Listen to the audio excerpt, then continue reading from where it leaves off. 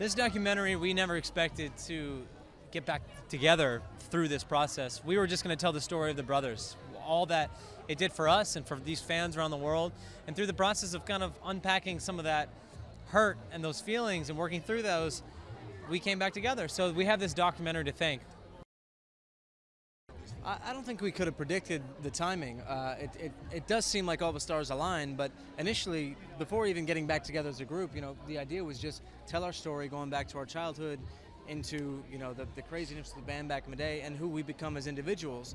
But in that, I think we all missed the magic we felt we had when we were together, and here we are now. Sucker's come out and is blowing us away with the response, and hopefully this documentary touches people in a way that we couldn't have anticipated as well, and connects with them on a deeper level. I think they're just going to see the real side of our story, our growth, where we came from, but the way we found each other again.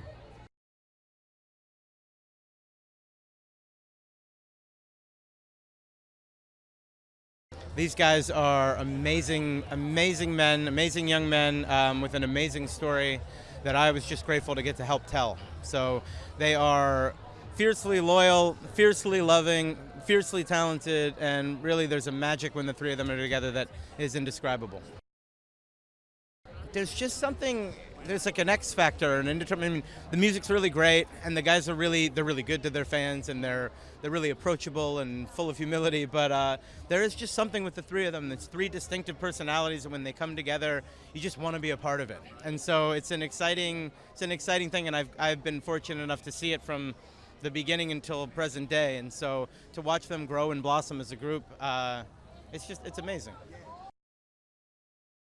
I think they missed each other, and it had been a lot of years, really, since they had broken up, since just those three guys got together, without extra family, without everybody in the mix, and really kind of like looked each other in the eyes and were like, hey brother, hey brother, hey brother. And so to do that, and it was kind of like we almost forced it on them. So hey, we're all going to Australia, and I made sure that Kevin came down and surprised the other two. And there were all these moments of just the three of them kind of popping in the car together in Cuba and over in London to go watch Joe with his band. And they got that one-on-one time, and I think it just reminded them of some of those days. And they said, man, I wish we could have enjoyed those days more. And we know so much now about ourselves, and so that journey of learning who they were to come back together again has just made it richer. And it's so much.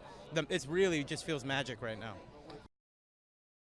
It's a really feel-good story in the end, and you see the importance of family and of loyalty and of love in just the individual journey of life and how much that matters, right? Like, you can go through and you can succeed, or fail, but without this common ground of this love and respect and this kind of nurturing dependence that these guys have on each other that anyone in the world can relate to. And so I think it's just really, really relatable.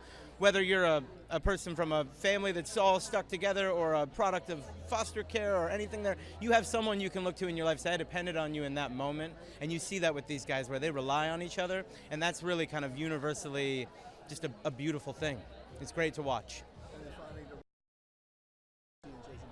100%. In fact, they're more real than that even. They're the greatest guys going. So I can't say enough good things about them. I mean, I consider them to be my brothers. So really great stuff.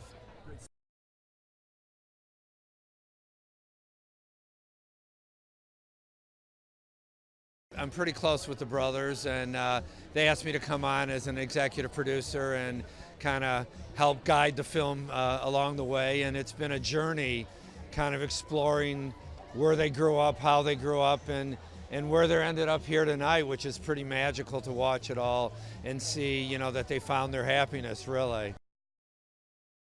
I think it's a lot of emotion and a lot of blood, sweat, and tears, and it shows you what family in the end means and what brotherhood means, and it's the most important thing that you can have in your life is your family. I think they're going to understand really the true soul of the Jonas Brothers. I think a lot of people only know them for their successes and their hit songs, and but how they really grew up and the fight that they had to endure to get to a certain place, and they grew up with really nothing but their hearts and dreams.